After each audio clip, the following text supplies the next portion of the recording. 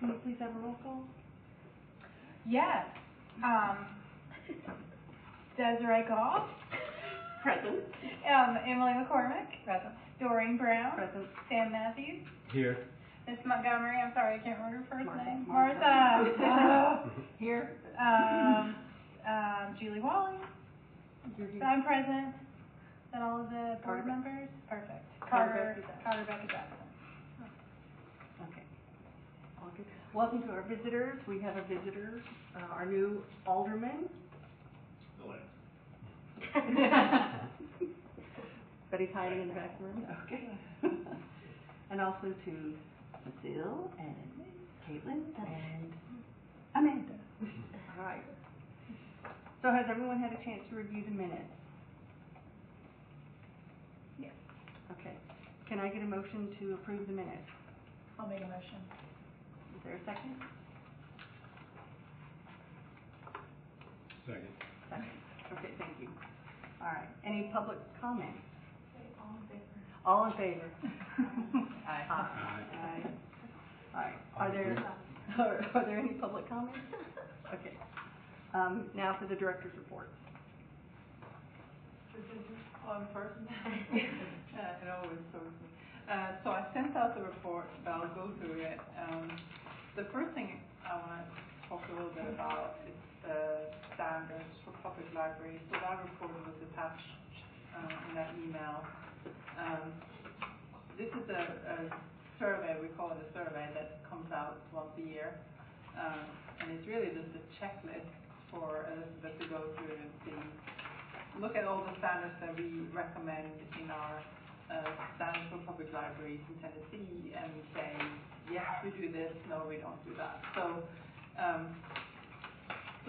we like to present this to the board so that you can kind of get a good overview of what's happening. And if you look at it, you can see that the first column, the 23-24 column in the report, is what Elizabeth has responded, how she has responded. And you can see, if you look through it, you will see that she has said yes to almost everything. Yeah. So, it's not in your packet, I apologize, but no, but they sent it out. and they got a copy too. Okay, So, yeah, I thought it was a good idea. So you can kind of look through it like that, and you can if you look at it, it's color-coded by section, so we've tried to organize the standards in a way that makes sense to you. The second column that we call level 2 average, 3 average, sorry, I don't have my glasses. White House is considered a level 3 library based on the population. So that column shows you how other libraries with the same type of population, how they're doing. So you can see the average for those. And then the last column is all public libraries in Tennessee that we deal with through the regional system. So that's how you read it. Overall, I think you should be very proud. I think I think we say this every year, and that Elizabeth takes these standards really seriously. So she brings them to the board on a regular basis. I think almost every board, maybe not every board meeting, but at least very often you kind of go through this with them and show them kind of like how you're doing, what the standards you have chosen to look at this year, and what the progress is. And so I'm always very appreciative of that. And the only thing I think I picked out, and I'm sure there are a few other ones too, but just the only no I could see at the first glance was the allocation from local funds to public library materials. So that's not very much to look at. I'm sure that you have that on your mind already. But this is, I think, is an interesting report. I think there are lots of stuff to take from it. We ask that the directors are as honest as they can when they go through this. So this is not a report that is coming to the state that we do any type of grading for or anything like that. It's really an internal document for the board and for the library director to work on and to set goals from. So, do you guys have any questions, or do you want to talk a little bit about it? Well, the only two I saw that you said no to was on budget, and it's interesting to see that for the averages, most libraries don't meet those. It's very few that do. So I always think that's interesting to look and see. Yeah. Those are hard ones to me, especially because it's budget. Yeah. It's hard to do anything with that. Yeah, and I think it's, so the budget is like 10% for, Budgeted for material. budgeted for material, and just kind of like a general discussion is interesting for us when we look at this overall. Just like Caitlin said, very few libraries meet this, which is interesting. We also have a lot of libraries that have no money from their own local budget to spend on books, and everything that they buy is through state and federal funds. So that's another part of it. It's kind of an overall big kind of discussion about how libraries are, what the focus is. If you have a public library without money for books, it's a bit odd. But that's that report, and I think if you have some time to look through it on your own, and if you have any questions for us, you can always email us or even ask us now. We really like to work on this.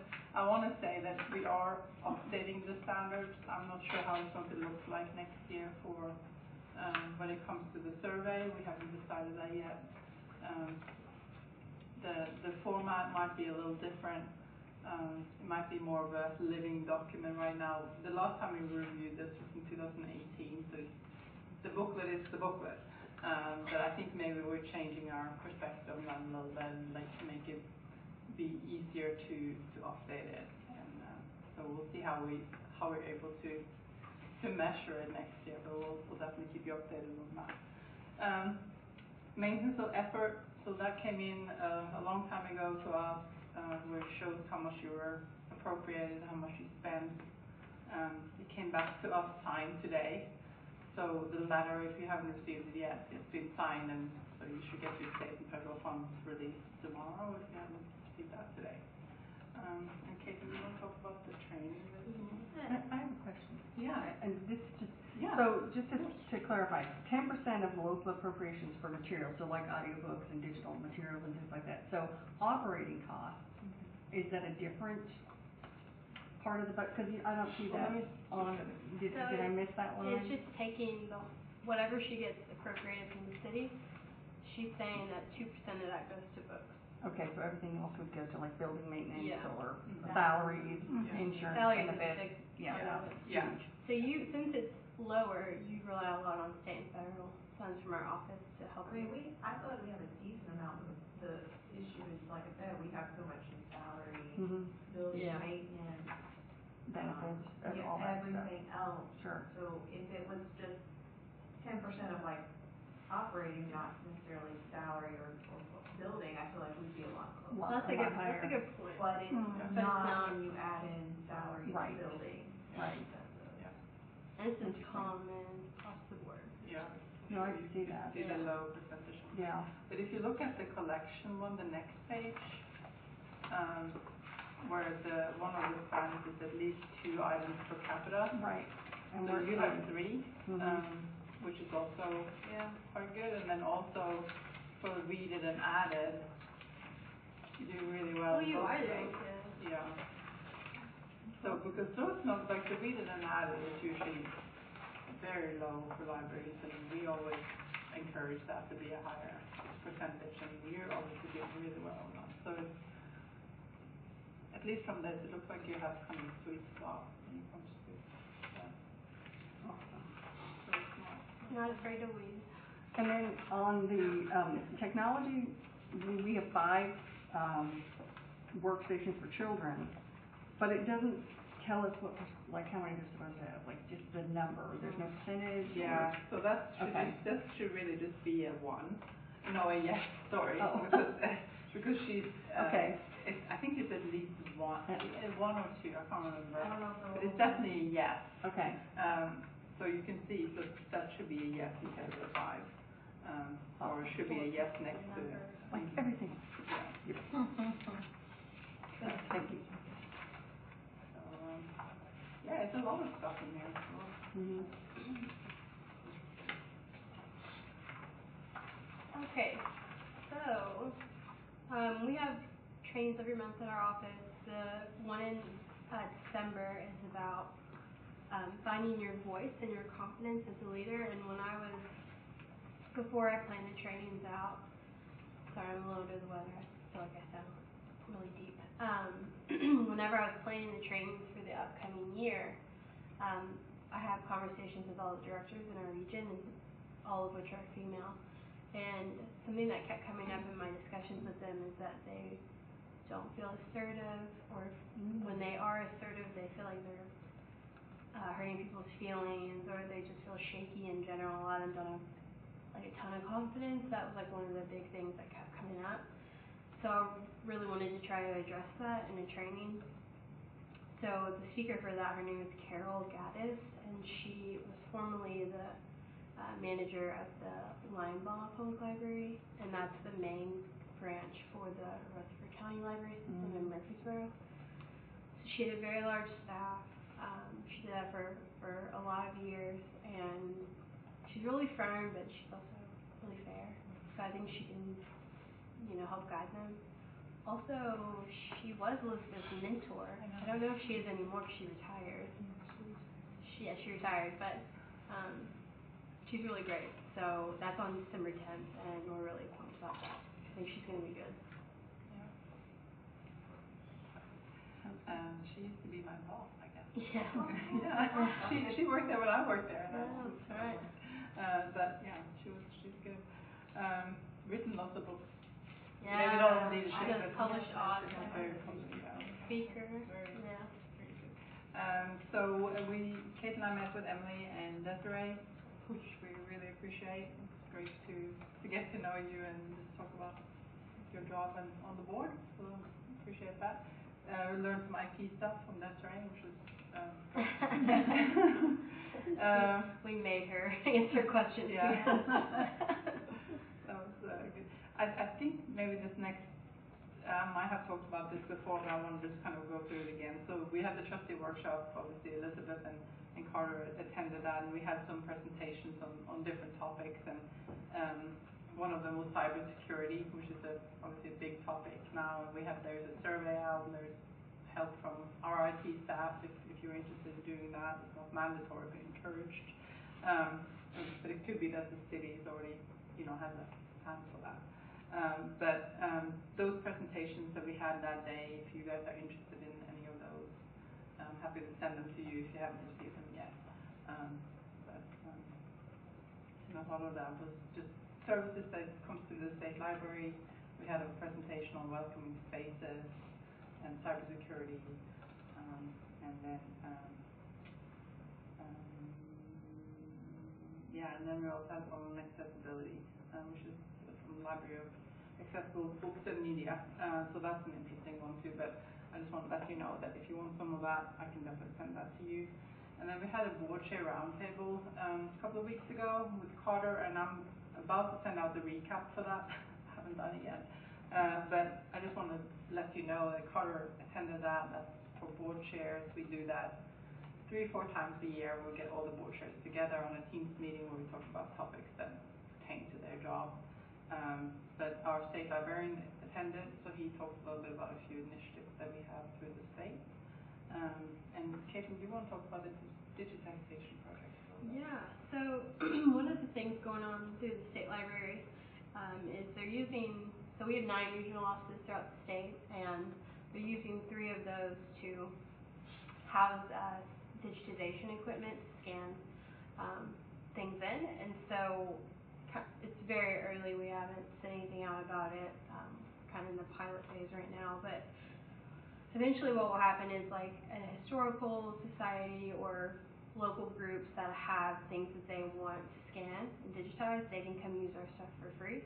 And then hopefully with the intent of uploading it, the state library will have a digital repository that they manage called Digital TN. And so they'll host this, these scans of historical documents and local stuff. And it will be accessible for Tennesseans. So really excited about that. We're the only one in Middle Tennessee, and we're also anyone from West Tennessee can come to us. And then there's one near Chattanooga, and there's one in the far east in Johnson City. So it's a cool idea, and we're really excited about it. I think it's going to be great. And then the other initiative that is happening, or is going to happen, has to do with Blue Oval. So in West Tennessee, we are working with libraries in that area to, especially in like Haywood County, all those counties that surround that plant, but to have programs in the libraries that help prepare people that live in that community for jobs, and teach them skills and pertaining to that. So that's another exciting initiative that is going to happen through the regional library. And so I guess the main kind of the focus point will be at the Hatchet River Regional Library, and then it will go from there in that area. So we're excited about that. But then so we talked about those two initiatives that are going to happen in the future. But we also talked a little bit about foundations, library foundations, and Friends of the Library, and how to work with those groups, because that's something that we often see doesn't happen, maybe not enough. We only have 2 really strong foundations in our region. There are several libraries that are interested in starting that, and they get big donations coming in, and like, what do we do with this money? So that is something that we talked a little bit about. And I think Stokes Brown said that they did at the last meeting. They invited the Library Foundation to come and talk to the board, which is something that is kind of new. So we talked about that, and also for the Friends group, which is obviously a different type of group, but also trying to include them more in the board meetings, just to kind of get that feedback from them about what they do and how they support the library. So those are the things. And then we have some clothes for Thanksgiving, Thursday and Friday, and then we have a couple of days in December, 16th and 17th, where we have some staff development. So we'll be closed for some of those days, and then Christmas and New Year's, just like you are, I'm sure. And I think that's it from us.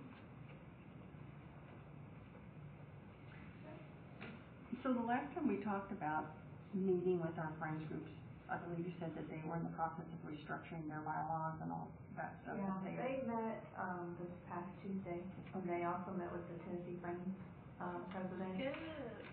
Because they're trying to, like I said, update their bylaws and also work on membership and get more members, because right now they have like 4 people on the board, and they need more too, but I think they're trying to make sure they define roles and responsibilities before they start recruiting people to the board.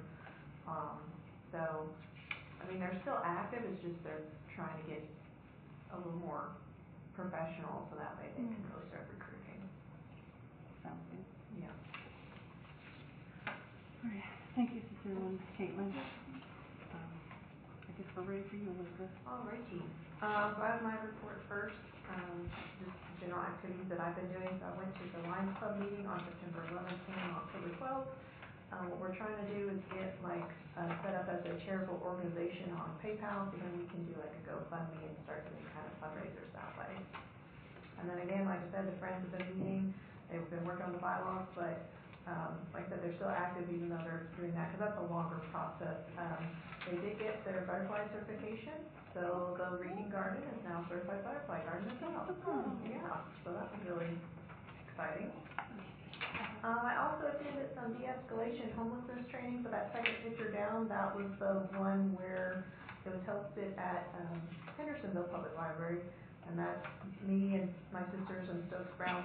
We're all there with the trainer, Ryan Dowie. I don't know if you've ever heard of him, but he does a really good job on like how to de-escalate, how to work with the homeless population.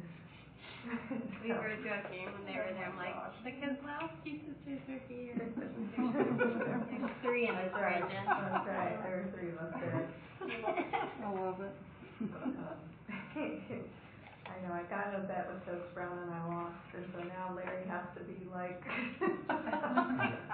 yeah, we'll work on that one. I saw something.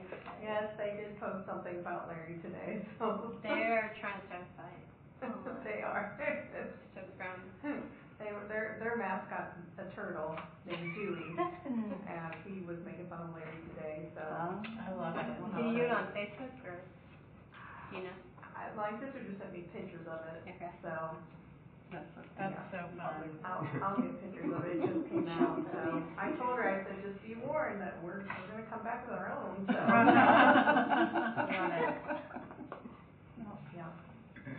Then we also had, again, directors check in with the region. That's where we just kind of do check-ins with different happenings. As Cecilia mentioned, myself and Carter went to the trustee workshop on November 19th. Also, so I don't know if you guys know, but our Kroger's has like a nutritionist that they hire full-time to do like community events. So she reached out to me, and we've been in talks about possibly doing some classes at the library in addition to just what she does at Kroger. So that might be something we do in the springtime. And also, I was invited by the Kentucky State Library to go to their big directors panel, where they have all those Kentucky directors meet and discuss and have panels. And so that top picture is myself with two other librarians. One was from Indiana, one was from Dayton, Ohio. And so basically, we just kind of answered questions that other directors have on various subjects, such as like how to motivate employees, how you handle security, how you handle this. So it's very interactive and something new for me to have just those questions on the spot. Like I said, I didn't know what they were going to ask. So I did enjoy it, and like I said, it was, I was definitely the smallest library there, but as far as the panelists, the Dayton, Ohio, and the Indiana, they have much bigger libraries and branches. But again, there were a lot of libraries in Kentucky that were small like me, so I did have information that would help them. And then like Cecilia said, I attended the training on the regional with the Friends group. They also have the Tennessee Friends up there talking about the checklist that your friends need, which I did share with them to make sure we have everything in order, just to, like I said, make sure we're all professional. And then I met with the Cheatham County Public Library directors afterwards. We also had a discussion about Friends and some of the things they have going on. And then, of course, as you saw in the minutes, we had the Policy Marketing Executive Committee meetings. So library happenings, so things that have been happening in the library in general. So the musical instruments, I should say, are now out for circulation. So that just happened. We now have the musical instruments out. I'll have to look at how many we have. I think it's at least 10, but I could be wrong. So it's a smaller collection right now. And so since they just came out, they won't be on the monthly reports yet, but I'll add a box to add those for circulation. Also, the city had CPR training, so all full-time staff are now certified to do CPR. So that was something that we try to keep up with. One other thing, so we've been talking about updating the website, and the city was updating their website, and we weren't sure if we could tag on with theirs. And actually, their company they're going with has an option where it will basically create like a separate heading.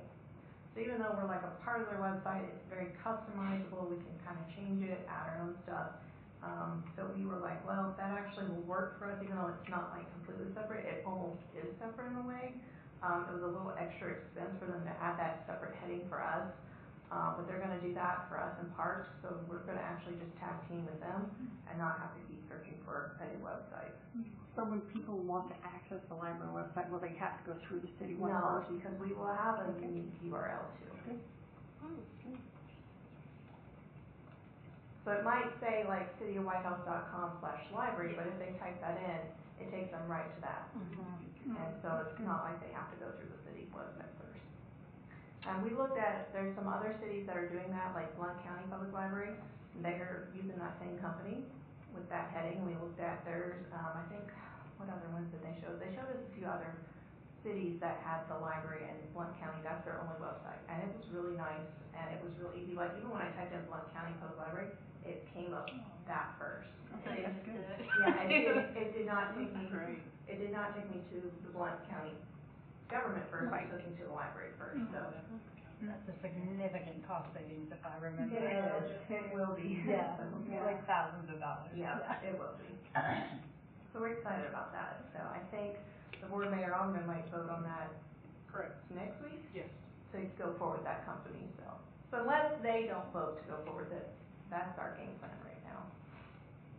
And also, so one other thing, I was reached out by this company called like EGAL, and what they do is like free sanitary feminine napkins in the stalls. And so that bottom picture is the dispenser. Oh. Yeah. I wonder if paper. No, it's not toilet paper.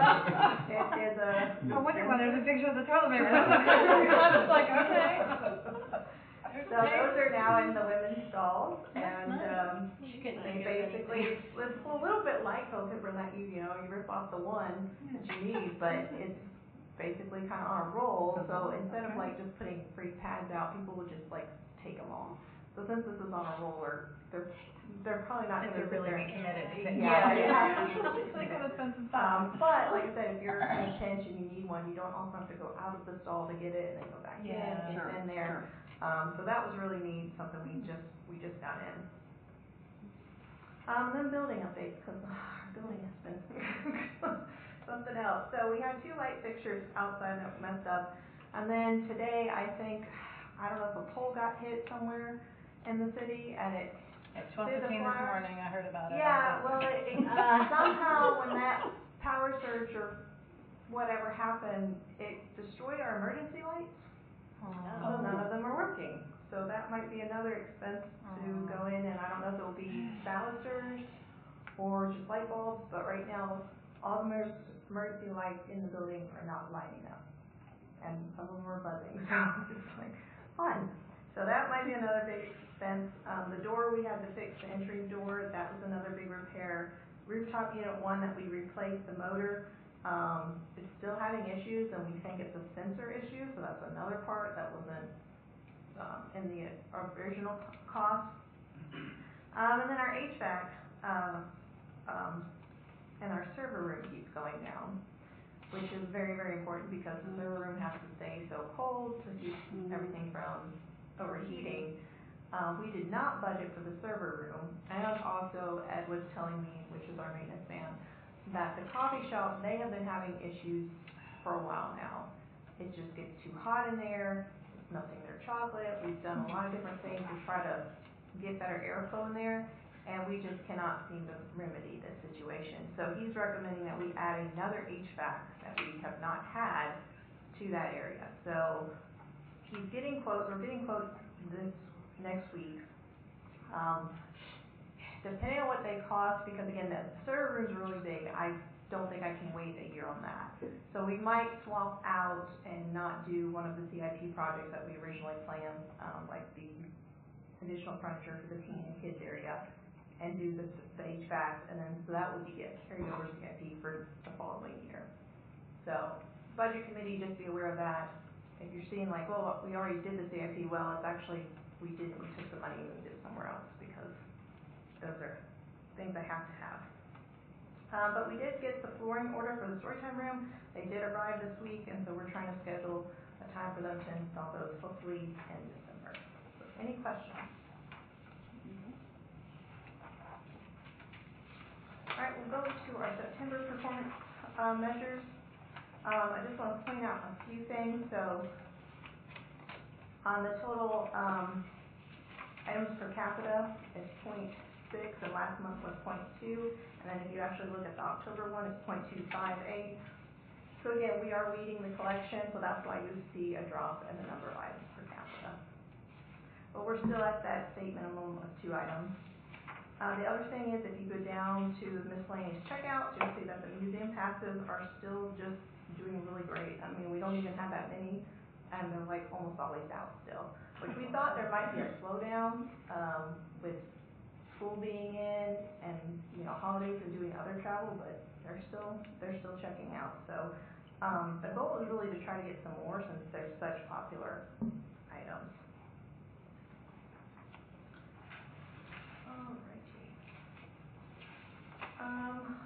I think I'll go to the very back side of your page. So under the read statistics, so that's where we would normally have, that's the digital items, the ebooks, the audiobooks, series. In the past, the regional library would provide checkouts by adult and juvenile users. And as far as I know, they're not going to be pulling that data anymore. So that's why you keep seeing no numbers in the adult and juvenile circulation. And I think we might have left it on October as well. No, we took it off. So in October, we went ahead and removed that box because we're not getting that data anymore. So I just want to point that out in case you're wondering, like, why did that change or where did that go? It's because we're not getting that data pulled anymore. They think it's more valuable just to look at what type of item checked out versus what age checked it out.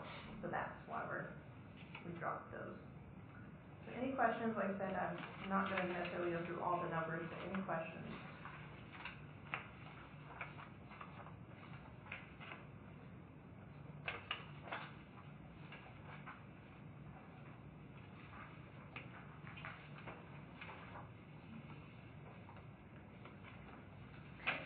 The next thing on our list was the OKRs, so this is like our goals for the year. The first one, with improving 1,000 books, we did send out our first quarterly newsletter, and I think we actually went ahead and sent out our fall one too, so that's probably closer to 50% now. We held, I think, more than 3 adult educational classes because we've done the home repair this past week, we did preparing for the storm, we did basic budgeting, I think we've done one more. So definitely done quite a bit with that, and so the next one underneath that was to look at attendance, so we will be pulling those numbers and looking at that to decide if we want to keep doing like educational type classes for adults. Now, that's separate from the device advice, right? Yes. Yes, we still do devices, but those are individual appointments, not classes. Okay. So that's why we're looking at the difference. And then we got the 15 baskets that are out for people to use while browsing. We got the 10 musical instruments out. So that one also went up to 100%. What instruments do you have? Sorry. We have 2 mountain dulcimers, 3 ukuleles, I think maybe 2 drums. I'll have to look, 2 different drums. Kimba, I think, or Kimbla, I'm not sure exactly. And then a xylophone. And I'm trying to think what else. So we've got a variety. Nice. That's really cool. Sorry, she's just. We just didn't That's want really anything. cool. We didn't want anything with like people put their mouths on it. So Fair. I had a bit of Someone might want to do that with a xylophone, you never know.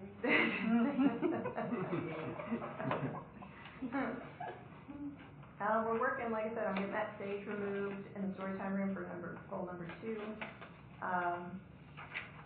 Again, we're working with the we've stopped researching websites because we think we're going to go with the city ones, and that's why I went ahead and put 100% with that. We won't have to submit anything to the budget committee since that one will be through the city. And then we have increased the number of individuals and text messages. The goal is 25. I think we're already at 33, and we're only 2 quarters in, so we're doing pretty good. And like I said, a lot of these that have 0%, we're still only 2 quarters in, so we still have 2 more quarters to work on them. And some of them do have to be later on because, like, coordinating with the FFA to grow food, we're not growing food in the winter right now. So, but then, like I said, we did get the Free Little Library added, and we got the Butterfly Garden certification, so that's all put on there. And then we're working on the customer service manual, so we're working towards that. And on the back side, like I said, no policy committee looked at some of the patron review surveys. Budget committee will look at some more when we decide what we want to spend money on, if we want to address any of the patron concerns. And then the last one about collecting patron requests. At first we weren't sure, are we counting just paper requests or digital requests, and we decided just any request. So we're definitely hitting more than 20 a month because we're getting a lot of requests. Any questions about the OKRs?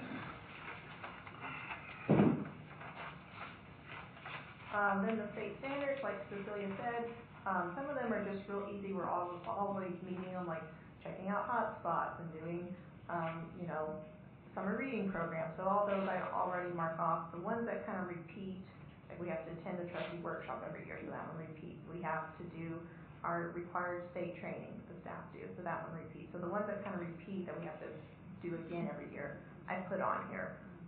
So, like I said, we did get one already scratched off because we attended the trustee workshop. The staff, we all have till June to complete our training. So, like I said, some of those take time to complete. So, any questions about those?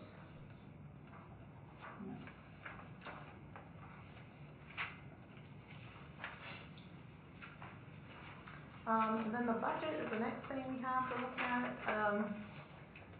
Like I said, I would not have enough if you looked at like the repair maintenance facilities, that's the line 260 line.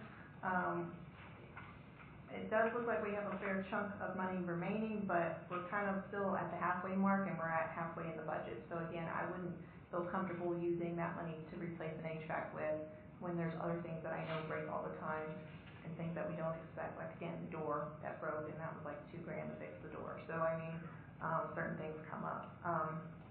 So like I said, we'll probably pull some of those capital projects that we haven't worked on to do the HVAC. The few other lines that I am kind of watching are water and then the sewer, because of, we're having a lot of issues with the plants, the bushes just dying. So one of the other things that might be a CIP project for next year is to redo the sprinkler system. They're thinking, well, they've been hit multiple times with the mowers. Some of them just aren't, because we turn them on, we've looked around, the maintenance man and the landscaper that we use, Waste Lawn Care. And it's just, we think the reason they keep dying is because they're not getting adequate water. So it's probably time to update the sprinkler system. And right now, our sprinkler system is not on a separate meter. So anytime we use water for the sprinkler system, it increases our sewer bill. So we also would like to separate that. So that way, like I said, we spent a bit more water because we were doing filter hoses to try to save the plants. And I think there's still some that just aren't going to make it. So the water bill is over a little bit, and as a result, the sewer bill is because we're not on a separate meter. So those are, like I said, two lines I might have to find some money for a little later in one of the other lines. Questions, comments?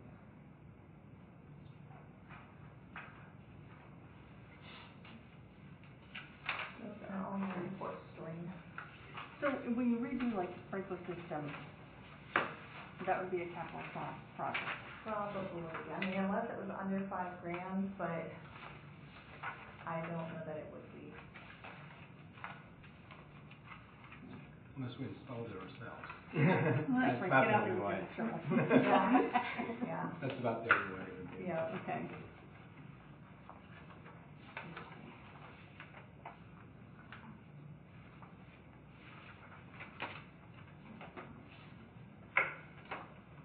Now you go to committee. Huh. I'm done. Yeah. Oh, okay. Sorry. Committees. Okay. I don't know which committee this was. That's policy, but the executive committee met first. Normally Barbara, since she's the chair, would talk about that. Yes. Do you want to say anything, Doreen, since you were there, or do you want me Well, to say anything? at the executive committee meeting, one of the things we talked about was the 360 evaluation and how we were going to do that. And it looks like we're thinking about using SurveyMonkey because there's already an account for that, so we don't have to pay extra for that. And they have a lot of questions, so we can customize the questions in each heading. And so that's something the executive committee will look at. We're going to start working on that at our next meeting as part of that to do the 360 evaluation, which the 360 evaluation, just to recap, is would be the library employees, the city employees that are Elizabeth's peers, so like other department heads, other people like we might ask you all at the Red Region offices do it, potentially vendors that she deals with on a regular basis, friends of the library, you know, a whole bunch of different people. So it's not because we don't think Elizabeth does a great job, which we all know she does. It's more of a like just a different view from everyone's perspective, hence the 360. Right. You're laughing at me, Jalen. Okay. I like it. And so this will be done anonymously, is that correct? Through the SurveyMonkey? Yes. Okay. Yeah. So, Elizabeth, are you comfortable with the 360 review? Because we should ask her this question. You know, she would be the only employee in the city that would go through something like this. And with it being anonymous, the feedback that we receive from it will be a public document. It would be a FOIA document. So, you know, it's something for us to think about. That's a good question. We did have a little discussion. We did have a little discussion about that. Yeah. Because, yeah, it is one of those things, I've never actually done a 360 either, than any of my other work that I've done. So So, I mean, I wasn't sure, that was my concern too, was, okay, if you're gonna do this, what weight are you putting on the 360? That was my biggest concern, so if you're tying that to my job performance, I was a little concerned, or are you just using that as like a basis to update my OKRs, because I do have goals that I have to meet, every year. So that was my question back to the executive committee, as what I wanted to know was what purpose were you going to use it for? What did they tell you? We basically said it was not going to replace the performance evaluation that the city does. Okay. So the library board does the Elizabeth evaluation. So this is more just like feedback information from peers and, you know. Is the library board evaluation public record? Yes. Yes. It is, but it's not as detailed. The one we've been doing in the past would not be anywhere near as detailed as this one will be. Plus, it will be anonymous things that come from the, all the sources she talked about. So that is something we certainly should look at, I think. Yeah, we've been revamping the evaluation. The one the city has, it doesn't hit everything that Elizabeth does. So we've looked at the Springfield Library Director's evaluation. I think we looked at another one, but I don't remember who it was. So we're trying to find a library of the similar size. It's a city library. How many city libraries are there? Like 14, yeah. So that's another issue because so many of them are county or, you know, that has a bearing on it as well. So we feel like in some ways Elizabeth is a little hard on herself as far as her, you know, and that's the other thing we discussed in our executive meeting was like instead of reading like 4 books a quarter, maybe she only needs to read 2, and you know, things like that for improvement. And I feel like the 360 might give an indication of maybe where other people feel like she needs to focus her self-improvement goals on, you know, because she's feeling like she's done it herself. This is where I need to improve. But what if she's completely missing something that she hasn't seen? Like, that's just one of the reasons we talked about the 360. Do you know of any other public library director that uses the 360 approach? And they also, it would be FOIAs also. So we've had some that, well, they're not as quite as comprehensive as what you're talking about, but they've had staff do anonymous feedback for the director, and recently the library that I'm thinking of, they scrapped that because they felt like they had asked the staff, but then it held no bearing on like how the board evaluated the director, so they felt like it was kind of like a fruitless exercise. Like, okay, we have all this information, but we're not going to grade the director on it. So that was kind of odd. But there have been some, but it's mainly with staff. Do you agree? Like, it's never been more outside than that. So doing a 360, I mean, what I'm hearing, and I didn't realize that this wasn't, you know, I saw it in the document, I didn't realize this was new. I just knew it was new from like previous, 10 years ago or whatever. But I mean, what I'm understanding is that the rest of the city's employees are not subject to 360, and basically it's not a standard practice in libraries, so this would be like the most evaluated library director. Correct. In This is correct. Yeah. Okay. To our knowledge, yes. Okay. Yeah. Yeah. Very comprehensive. Yeah, this whole thing started, what, 2 years ago? We were revamping my evaluation To form. begin Like I with. said, we've had the same one for a while, and we did revamp it. Mm-hmm. Probably even last year, we took off some things out that I mentioned. I was like, I don't do this, I do Right. this, and this. We added some things, and then also we added in the end were goals that I had to meet. So on the OKRs that you saw, those are like the corporate OKRs. I also have my own OKRs, objective key results. That's what I mean when I say the OKRs that I have to do in addition to working on the corporate ones, and that's what the executive committee sees. And I report to them on here's where I'm at with my goals, here's what I've done, here's what I've accomplished. So that was added into my evaluation. So they have a little bit more to evaluate me on, not maybe just what I'm running the library, but what am I working towards too. So city evaluates you as well as the board? No. Okay, just the board. Just- Okay. But we were using the city's same form I see. until last year. I see. Right.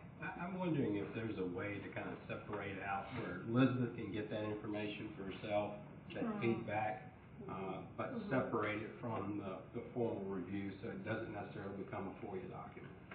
I don't know exactly how to do that. We may need to have to discuss it a little bit with Valerie, but it's more of an informal process where she still gets that valuable feedback, but it doesn't create where, you know, we're exposing her to unnecessary burden that none of the other employees have to go through, nor any other state directors.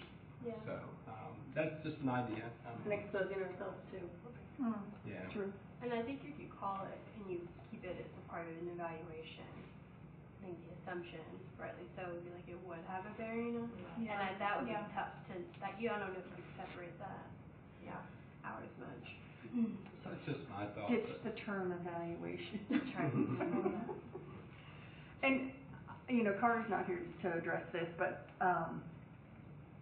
it's certainly something that as the library board, we can discuss whether we want to move forward with this. We have had a change of membership from 2 years ago when this all started.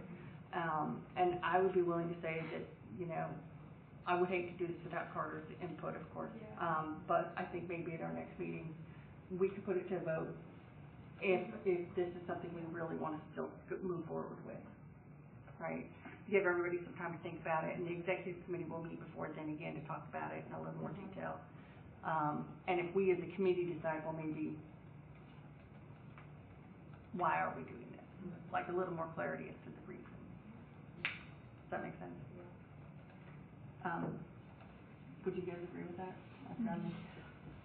Okay, I make a motion that we discuss this again and vote on it, whether we're gonna move forward with it. In January?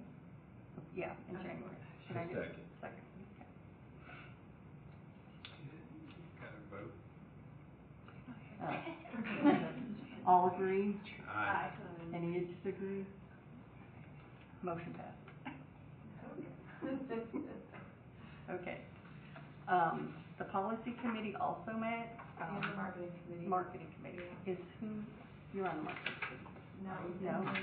Carter Yeah. and myself. Okay. So Carter's not here again, but we keep discussing the marketing plan. You may have seen that in the minutes. We're working on creating that, like, again, as a template to know how do we want to make social media posts, how do we want to engage with people on social media, how do we want to engage with non-social media, print, and we're trying to come up with goals, like the main goals, how do we want the public to perceive us, and a little bit more of what demographics we're trying to hit, and we really think that probably most of our patrons are millennials, so figuring out how to market to that age group. So we're still not done, we're gonna meet again, in December, and try to have it set up and ready for the board to vote on in January, but we're still working towards that, Yeah. unless everybody has anything else to agree. Yeah, I mean, we really kind of dove into, you know, how the library's using social media, how other libraries are leveraging social media, thinking about Instagram versus Facebook and how people engage in different channels. So I would say move forward in terms of kind of brainstorming, but more to come in December. And policy. Okay, we had 3 different policies to look at. The first one is in our general policies. The first one we added Juneteenth because that's the holiday that the city now gives us. Then we also took off sections 3 through 6 because I kind of realized that that was in other areas, like some of those were under the display policy. The board has to be appointed by the board, mayor and alderman, that's in the bylaws. I didn't understand why those sections were there, so we just scrapped them. Second thing, the power and duties of the library director, we also kind of took those out because most of that's in my job description. And it didn't quite make sense to have those in policy, so that's kind of, that's not really a policy, that's, again, what I'm supposed to be doing now. I did bring my job description, I think it's right behind actually, if somebody wants to read my job description. But again, we just kind of felt like that's something that I'm doing, that's in the job description. So it didn't make sense to have it in the policy.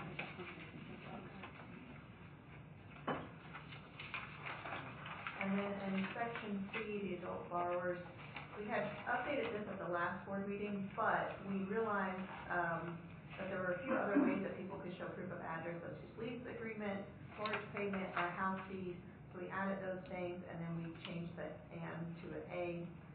And then we decided we had done this, to let people do like a temporary card, because a lot of people aren't carrying those documents around with them. So we were like, we'll let you make a card, it's only good for 2 weeks, it only gives you the 5-item checkout, which is what people get on their first checkout. And then if you want to be able to check out beyond 2 weeks, you've got to bring in one of those documents. So hopefully if they took some items home, they'll remember to bring them back with the documents they need. So that kind of wrapped up the general policy. Any questions about those? I have a question, I guess. I feel that the description of the job should be probably included somewhere in our either our bylaws, and I'm not sure if it should be in the policies, but the reason I'm thinking that way is, we are the board that essentially hires her and would replace her if she were to move on. And so this job description, I feel, should be at some point approved by us. It needs to go through us. I know working directly with HR, but I feel that the layout of that is probably something that should be included. I'm not sure where. Yeah, I wonder if maybe in the bylaws it says that the board creates the job description, maybe, and in that way you can have that as a separate document too. But I think it should be somewhere where this board has to approve what the responsibilities are. I think that because as things change. And we can leave this in here temporarily if you want to until we decide the best place to put it. Okay. We can always vote if you want to make the motion to vote to accept all the changes, but removing B. Okay. Until we figure that out. Because I do see what you're saying, and because in a way you guys get to hire me, so it would make sense that you also kind of set my duties. Correct. That's Right, and I agree with you that if Elizabeth should abandon it, and we were looking at another person, we would want that as an official part of our bylaws. Correct. I totally see that. Does this include what's currently in the policy that we were looking at amending, include everything on this though? It doesn't appear it does. No. So if we did attach this as an addendum to the bylaws, we would need to vote every time to amend the bylaws to amend this as well. Is there another area that this could reside on? Do you think it would be better not in the bylaws? I do, because I think it'll be cumbersome to, every time we alter the job description, we will need to be amending the bylaws to do so. That's a good point. So is there But no? would it need to maybe we can just make it a separate document, not just in general policies? Using we've got so many, we could just make it another section, just not maybe right in this part. Does that make sense? So saying something like, somewhere in the policies, that the director's job description should be referenced, but not have it listed? Well, I think you're on path with. I think where it's at in the policies now is probably not a good location. So finding another place for it there, whether it be a separate document, which it looks like looking through the policies probably would be the best thing. So that's something that we could talk about. Make a new policy that Addresses her job roles and description, responsibilities. Yeah. Director, I think. But we still have to follow the city's requirements as well, right? I would say yes, so that Right. would be a coordination with them. Okay. I think so. So that will go back to policy committee. So you keeping the job description in the policy, or? They haven't made a motion yet, so I don't know if you guys want to make a motion to leave Part B, or if you wanna make a motion to still delete Part B and just make a motion that the policy committee has to put that description somewhere else, if that makes sense. I'll make a motion. I'll move to, delete Part B as was presented to the board and send it back to policy the job description for the library director to determine the cohesive placement in conjunction with city policy. Is there a second? Okay. All vote, everyone agree with that? Aye. Any dissent? Motion carries. All right, the next one we have is the interlibrary loan policy. So we, in our last board meeting, we removed the, when we added the juvenile permission slip form, we couldn't do the school interlibrary loan program that we had because that program didn't require the kids to sign the juvenile permission slip form, so we were kind of breaking our own policy. So what we did was we decided to clean up the interlibrary loan policy. So basically, it will says that we'll now send requesting items to a public library, school library, academic, or special library. So if the librarian at the school requests the item, we'll still send it to her, and then she can decide kind of where it goes to. Kind of like with us, like when the lending library send us a thing, then it's our responsibility of which patron gets it, how we get it back from the patron. So this will allow school students to still get items through ILL if the school librarian is, again, willing to handle that. So it kind of made it an easier way to incorporate them without necessarily breaking our policy. And then we just kind of cleaned up the verbiage on a little bit of things, again, that we won't do high-end demand items less than a year old or specialty items. Any fee that's associated with it will be applied to the next person, and I can only do 4 items at a time. So, any questions? No, but I do notice the date on this particular form says 2008. That was the last time we voted to update it. Okay. So if we vote to update it, then that date will change. Oh, lovely. Yes. Need to vote on that now, since we just, Okay. Yeah. whether or not we accept the committee recommendations to Change the change interlibrary those recommendations. Is there a motion to accept?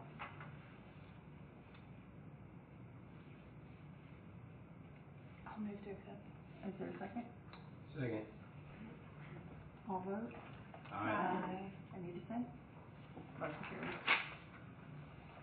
The last one is the unattended children policy, and I did meet with the Parks Department to kind of see what ages they will allow in the new rec center, because they will have certain rooms, like the, workout room, that you have to be so, like 14, I think, and older to be able to go in there, things like that. So we changed up our verbiage a little bit to try to match theirs as well. So we, increased the age from 9 to 11 to 9 to 12, and then 13 to 17, they can be left unattended.